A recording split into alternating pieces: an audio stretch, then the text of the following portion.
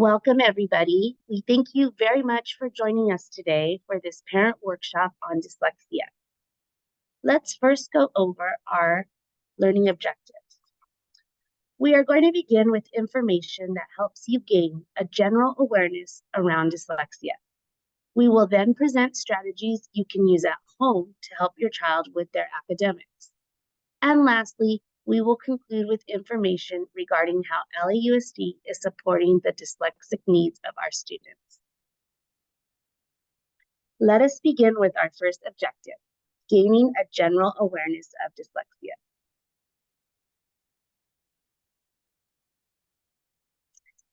Many times when our children struggle academically, we forget all of the many things they are great at. While addressing dyslexia is very important, that we acknowledge children's strengths and lean on these during their academic journey. So to start, we invite you to think about your child's strengths. What is your child good at? Maybe they are patient or funny. Perhaps they are good at sports or art. Try to focus on their top 3 strengths. Take a few moments to think and make note of those top 3 strengths.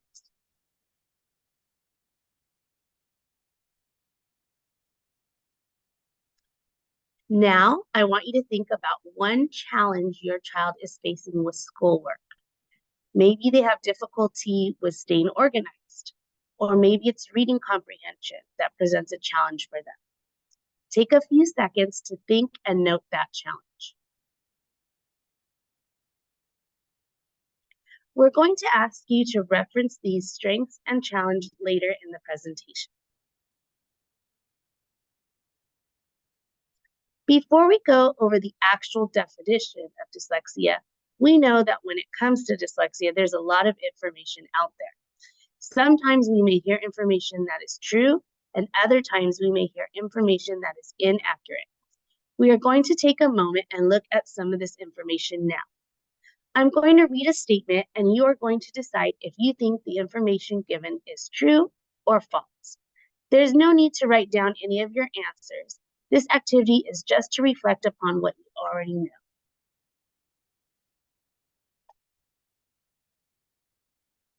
Okay, let's start with the first one. People with dyslexia cannot read. Is this true or false? The answer is false. Students with dyslexia can learn to read and succeed in school. This is why it is very important to make sure we are providing the right types of strategies for our children. Individuals with dyslexia can become terrific readers with the appropriate intervention. Let's try the next one. Parents can increase their child's sense of self-worth by learning about their child's strengths and weaknesses related to reading. Is this true or false? The answer is true. Students with strong parental relationships have shown to have an increase in reading motivation. When children see that their parents believe in them, they start to believe in themselves. How about children will outgrow dyslexia? Is this true or false? The answer is false. Dyslexia is a lifelong challenge, and this is why early intervention matters. And although dyslexia does not go away, those with dyslexia can learn strategies that help them be successful in everyday life. Individuals with high intellectual ability can have dyslexia. True or false? This one is true. Many highly intelligent people have dyslexia. Dyslexia does not have anything to do with how smart someone is or his or her IQ. Young children who reverse letters have dyslexia. Is this one true or false? This one is actually false. This is a common misconception. It is important to know that most children master letter-sound correspondence with practice. So it's common for a student who is still mastering letters to mix up B, D, P, and Q. Just because a child reverses letters, that does not mean he or she has dyslexia. Additionally, we also know that not all individuals with dyslexia reverse letters. And let's look at the last one. Dyslexia is a rare disorder. This answer is false. About 1 in 5 people have some sort of form of dyslexia, so it is more common than most may think. Some estimate that 15 to 20% of the population has mild to severe dyslexia. All right, great job. Let's move on to what dyslexia actually is.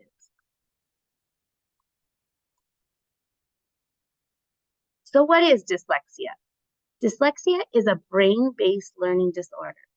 It is neurobiological and causes difficulty in skills needed for learning to read, spell, and write. Here are a few of the characteristics of dyslexia in regards to academics. Children affected with dyslexia may show poor decoding and spelling abilities. For example, your child might have a great imagination when writing a story, but many of the words written on the page may be misspelled and the story may be hard to read. Another characteristic is that your child may have difficulties with accurate or fluent word recognition. You may practice words that appear in a story with your child, but when it comes time to read that story, they may not be able to recall how to read all of those words. Retaining information can be a challenge. A child with dyslexia might study all week for a test and then still get a poor score. And finally, another characteristic of dyslexia may be that a child's spoken and written language can be affected.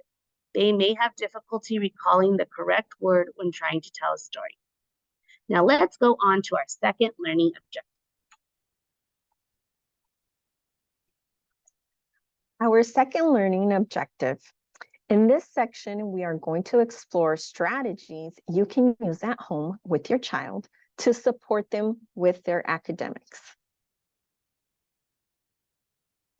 Now that we have an understanding of what dyslexia is and the ways in which it may manifest itself, let's take a closer look at the areas affected by dyslexia. These areas are phonological awareness, fluency, comprehension, and spelling. In this section, we will present a brief overview of each of these areas. Then we will share strategies you can use to help your child in each of those 4 areas. One area many individuals with dyslexia may have difficulty with is phonological awareness, which is the understanding that spoken words are made up of individual sounds. It involves being able to identify and manipulate the sounds in language. For example, this includes being able to identify words that rhyme or counting the numbers of syllables in a word. There are many fun activities you can do to help strengthen phonological awareness. One great way for students to practice sounds in language is with the use of rhymes. Here are 2 examples.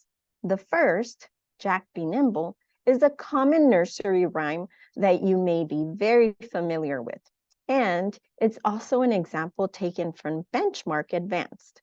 This is the language arts program that many LAUSD schools use. For this strategy, what you would do is you would begin by reading a poem or a story with your child, and then you would have them listen for the rhymes. For example, if I were reading this to a young child, I would say something like, "We are going to read a fun and silly poem. Listen for words that rhyme or words that have the same ending sound. Let's see how many you can find. Ready? Jack be nimble, Jack be quick, Jack jump over the candlestick." I would then ask, which words did you find that rhyme? As you can see in this example, we would be looking for them to be able to identify the word quick and candlestick as those rhyming words. I would then read the next section of the poem.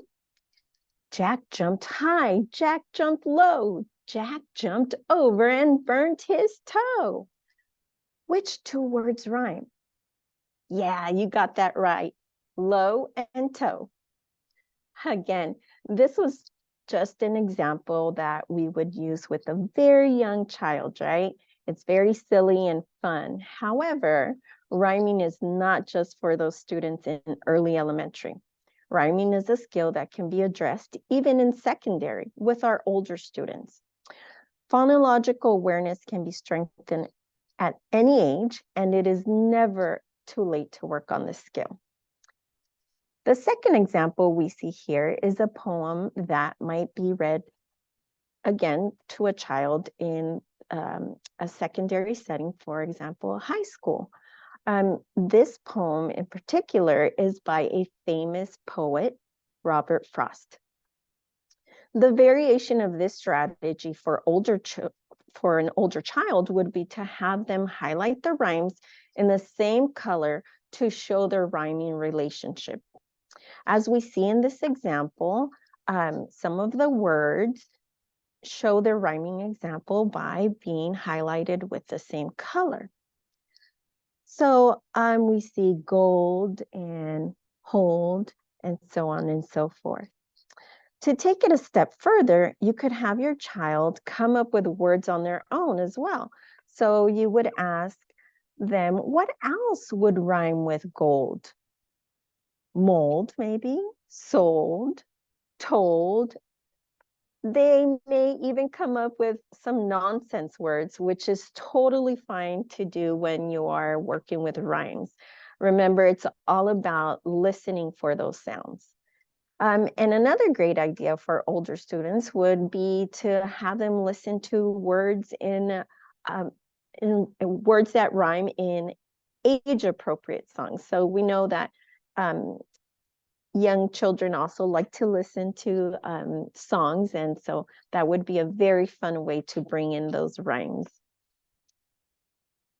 All right, so let's move on to the next strategy, segmenting sounds. To help with phonological awareness, you could do the strategy of segmenting or dividing up the sounds in a word.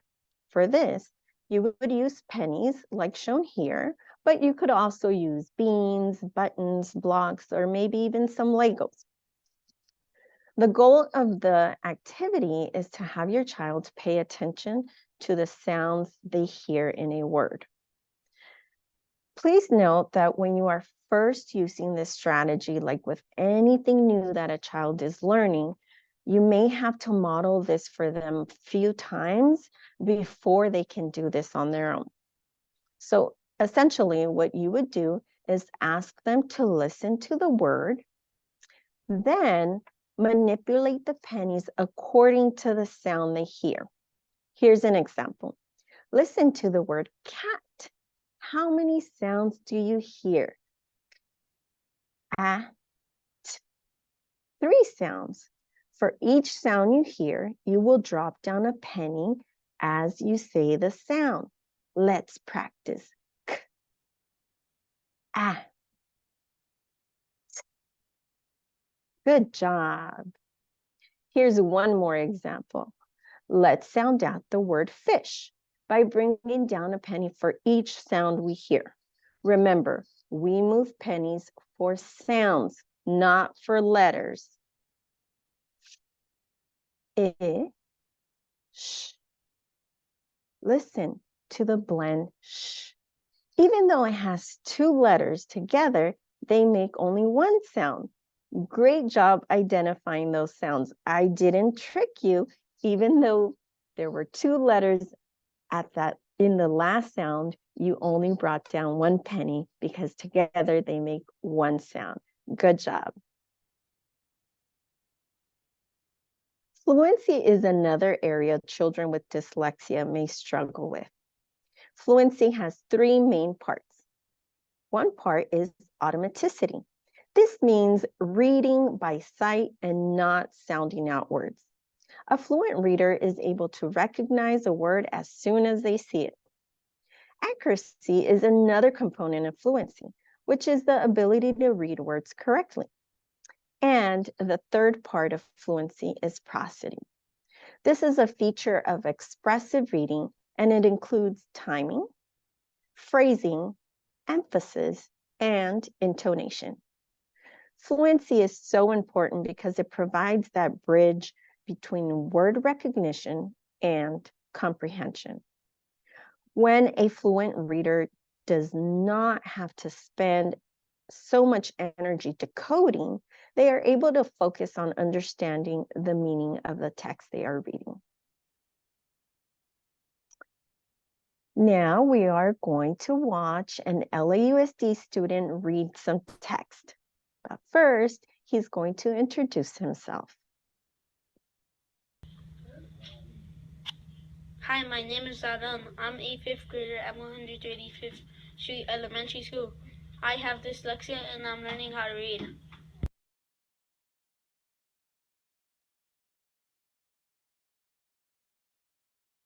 Now, we are going to witness the improvement of Adan's reading skills.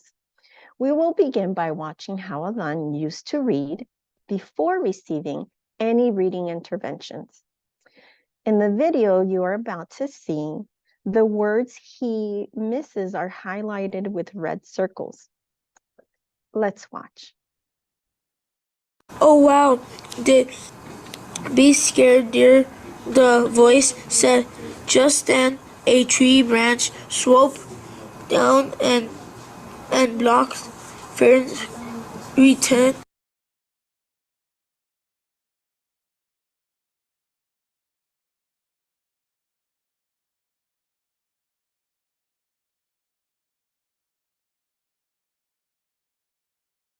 So as you were able to see, Adan struggled to read the text fluently.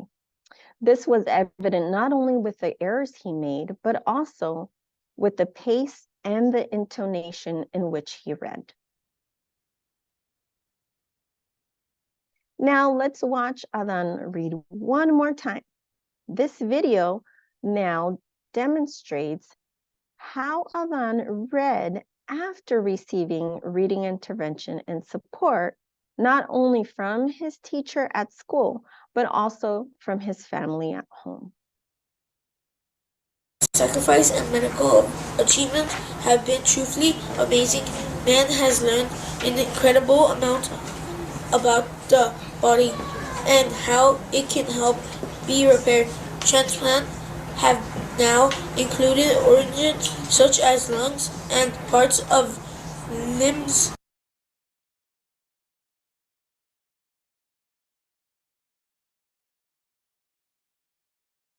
This video is a testimony that although an individual may have dyslexia, with the appropriate reading interventions, they can make great improvements in their reading skills. So what can we do at home as a parent or caregiver to support a child in improving their fluency? One strategy that can help improve fluency is called scooping. This works well in helping the reader sound natural instead of sounding robotic.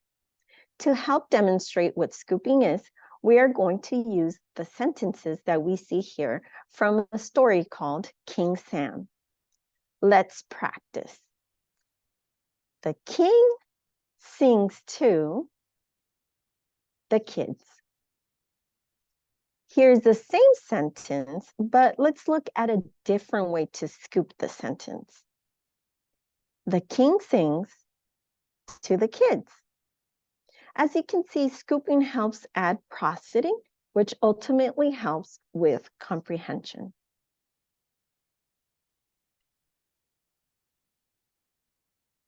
One more strategy you can implement to help your child with fluency is highlighting. Here's an example of a reading passage that may look very familiar to you. Chances are your child may have worked on a homework assignment similar to what we see on the screen.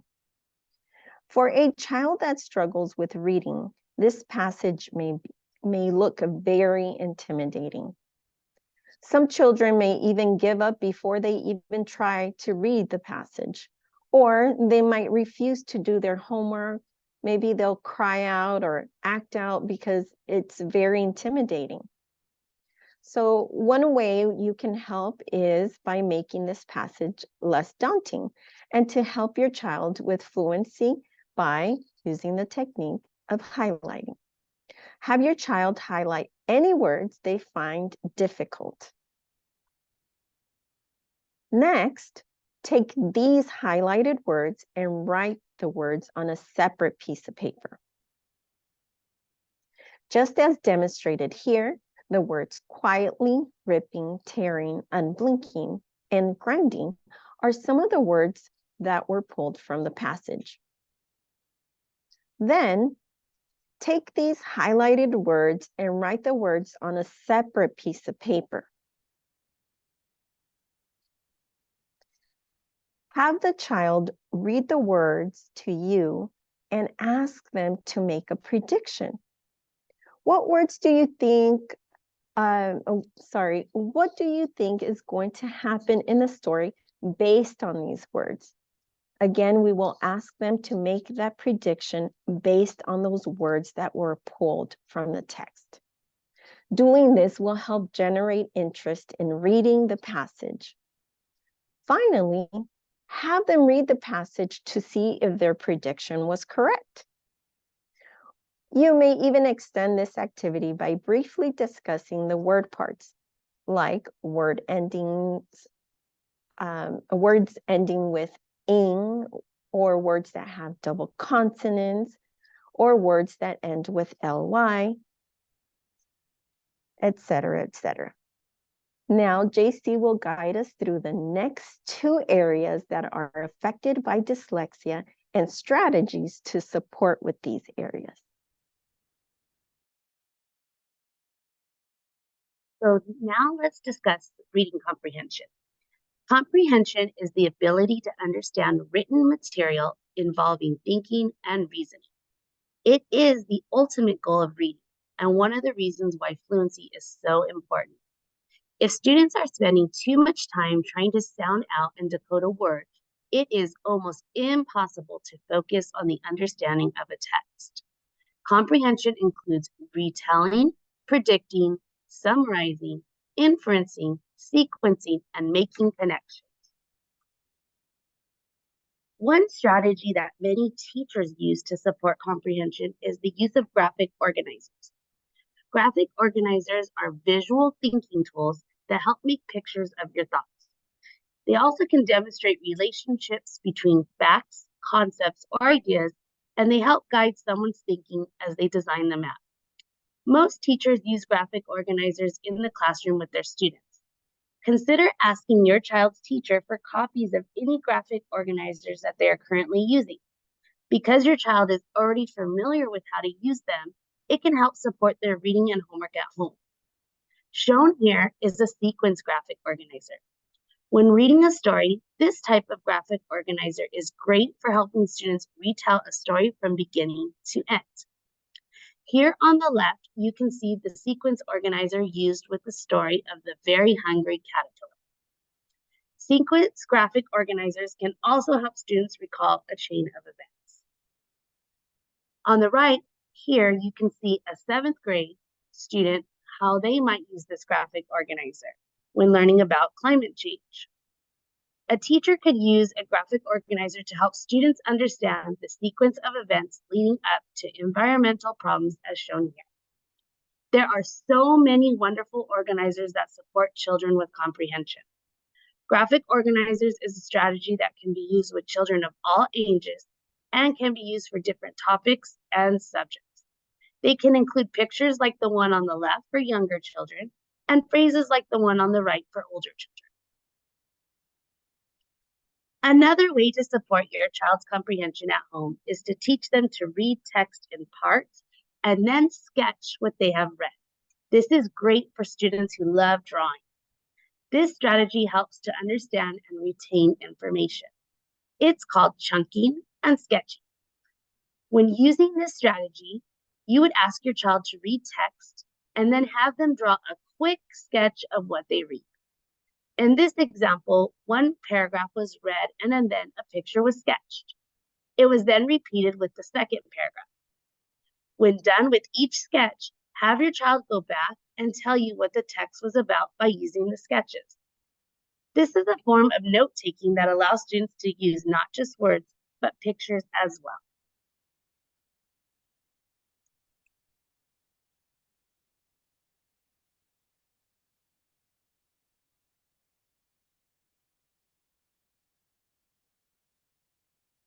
All right, let's look at spelling.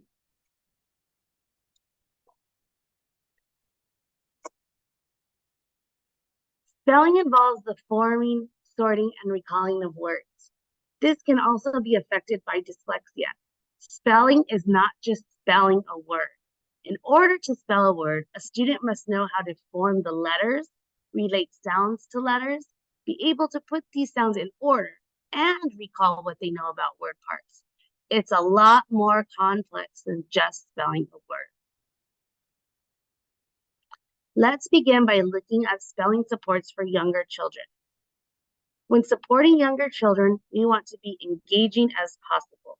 If it's engaging or fun, we are more likely to have a child that is more than willing to practice their words. With that said, practicing spelling does not have to be writing the words 5 times each. In fact, studies have shown that this method doesn't help students retain how to spell a word. Instead, try having your child use letter stamps to spell words. Or if your child likes building, you can write words and letters on individual building blocks and then show them how they can use the blocks to build words. Another fun activity is read it, build it, and write it. This activity allows students to practice spelling words 3 different ways, as pictured here in the middle image. On the top right corner, we have an example of another hands-on activity. Writing letters on beans or pieces of cut up paper and manipulating the beans to spell each word is also a fun way to practice spelling. Lastly, an around-the-room spelling hut is favorite with kids. For this, you would post letters that make up the spelling words around the house. Your child would then hunt for the letters with the goal to build each of their spelling words. So, in summary, the key to practice spelling is making it fun for your child. Now, as far as supporting older children with spelling, here are some activities to support spelling at home. Did you know that breaking up words into syllables actually helps children remember how to spell longer words? For example, the word Wisconsin could be broken down into wis, con, and sin, spelling just one syllable at a time. Additionally, changing colors for each syllable helps with retention. Words within words. For this activity, children can look for smaller words in large words. So shown here is the word separate. You can find a rat in separate. So that is one way to remember that it is spelled R-A-T-E. You could also find bust in the word business, as in you bust in people for your business. My favorite, though, is making up funny sayings using the letters of a word to help with remembering how to spell that word. These are called mnemonic devices.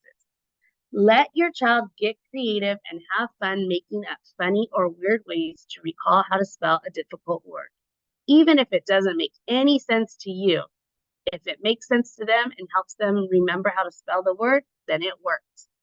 For example, here is one way to remember how to spell the word because. Big elephants can always understand small elephants. And the letter of each one of those words spells the word because. Using a multisensory approach or involving more than one sense at a time helps support students with memory and the ability to learn. Here are a few examples you can use. You can try tracing words on sandpaper, using Play-Doh to form letters and words, skywriting, simply using one's hand to trace letters and words in the air. Shaving cream and sand can also be used to convert spelling into a multisensory activity.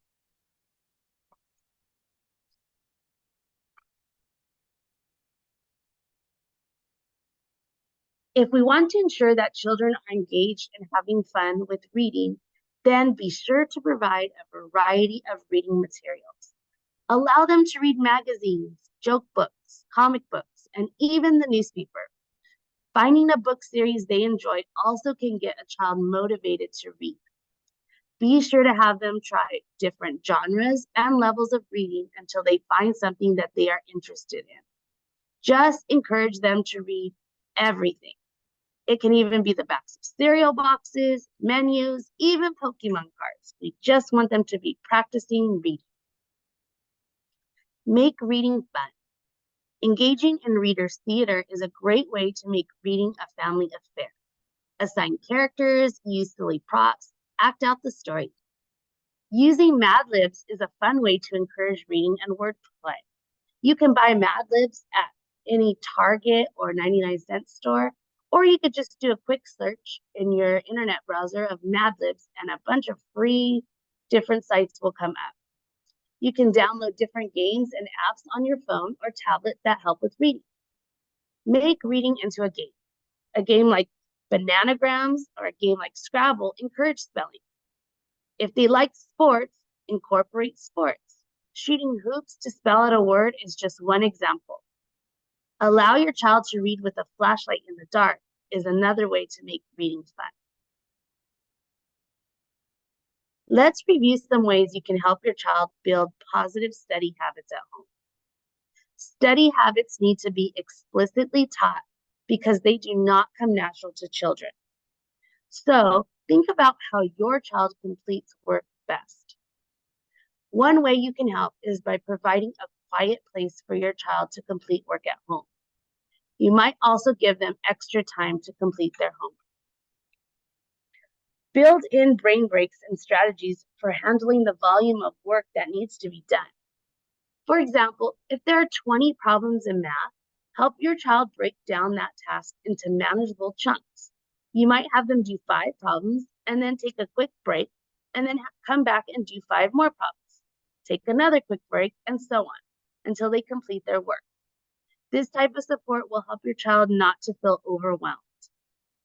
Take a moment to look at this slide for other supports that you could put into place to help build positive study habits. Build a reading support kit for home that will ensure that you have materials readily available for your child to use. For example, in a designated area, such as the quiet area that you're going to have your child do homework in, keep a bin that houses things such as a whiteboard, dry erase markers, Play-Doh, chalk, highlighters, and you might even want to put some of those graphic organizers that you're going to ask your child's teacher to share with you. Positive self-talk plays a critical role in the development of growth mindset. We as parents can model this type of positive language for our children when we talk to ourselves. In doing so, we can play a crucial role in strengthening our students' mindset. Studies show students with a growth mindset are more motivated and engaged. They even work when work is challenging. They are more likely to review or revise their work. They score better on math and verbal standardized tests. They fail fewer classes and have higher GPAs. They are also more likely to persist through high school and college. We as parents want to provide specific positive modeling and feedback that reflects what is driving the student's performance. At the beginning of this presentation, you took a moment and noted your child's strengths and a challenge related to academics. With those in mind, ask yourself, what is something that you saw here that you will start doing at home to help support your child's reading success? As you think about an activity you may want to commit to, try to utilize your child's strengths that also addresses their needs. So for example, your child might have difficulty with spelling, but loves hopscotch. An activity that you might want to try is writing out letters in chalk and on the sidewalk and having your child jump to each letter as they practice spelling words. This incorporates both strengths and needs. In the blue box shown here are just a few of the activities we discussed during this professional development.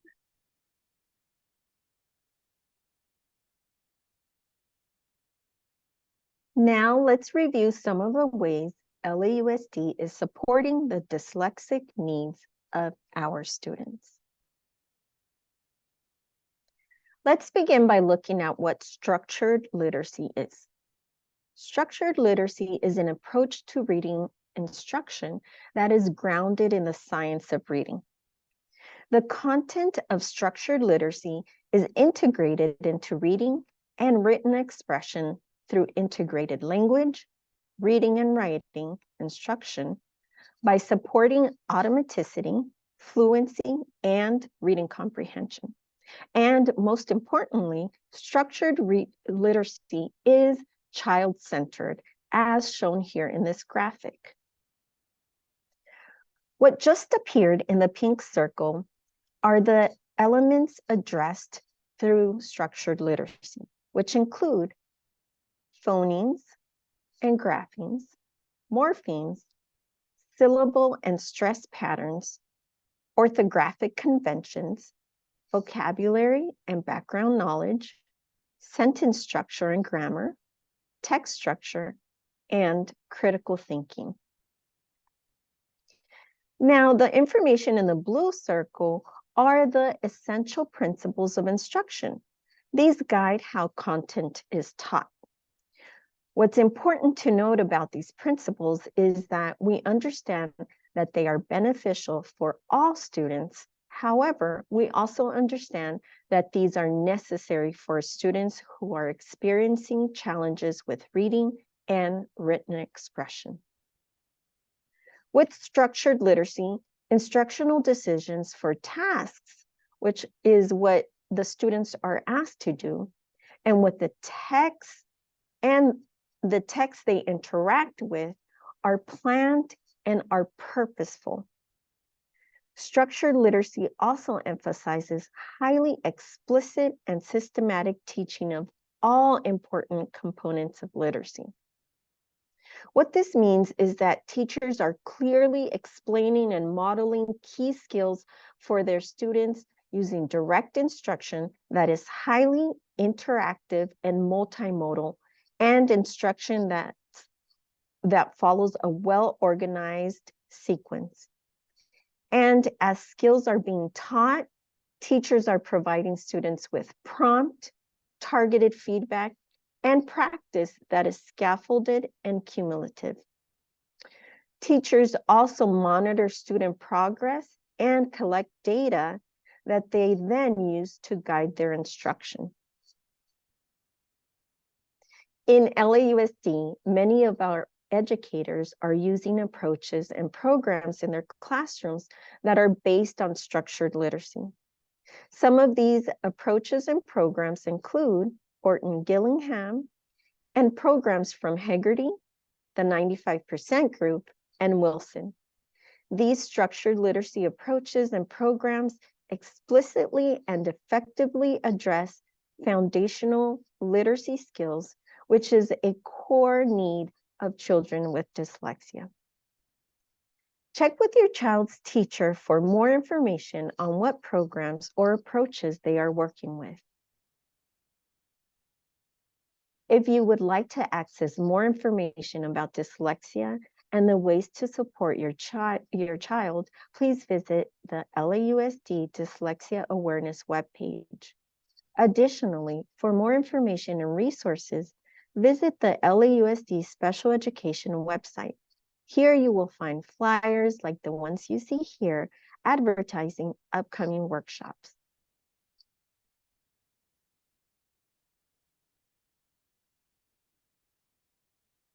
We hope that today's workshop gave you an insight on the basics of dyslexia and provided you with practical and engaging tools to support your child at home with their academics. We thank you all for joining us and for sharing time with us today. We look forward to your participation in our upcoming workshops as well. Thank you.